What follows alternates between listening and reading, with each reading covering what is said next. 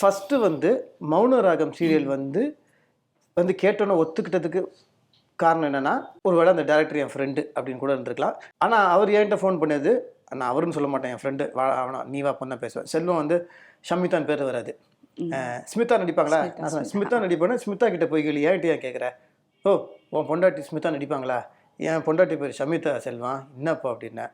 இல்லை உங்கள் பொண்ணு நடிக்கணும். நான் சொன்னேன் பொண்ணுலாம் நடிக்கணும்னு சொன்னால் உதவாங்க செல்வம். அவள் இப்போ தான் வந்து ஏன்னா ரேனாக்கு வந்து அப்போ வந்து 2 வயசோ 1 வயசோ. அப்போ அவளை வந்து தெரி படத்துக்கு கேட்டிருந்தாங்க.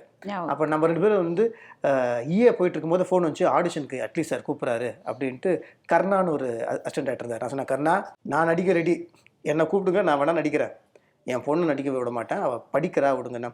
இல்லை அட்லீஸ்ட் சார் வந்து மகேந்தர் சார் வீட்டு ஃபங்க்ஷனில் ரேனாவை பார்த்தாரு, துருந்துருக்கா அந்த குழந்தை அந்த மாதிரி தான் வேணும்னு, படிக்கிற பொண்ணை கெடுக்க வேண்டாம் அப்படின்னோடனே இப்போ நீ கூட சொன்னேன் ஏன் விஜய் சாரோட பொண்ணை நடிக்கிறதுக்கு ஏன் நீ வேணான்ற அப்படின்னேன்.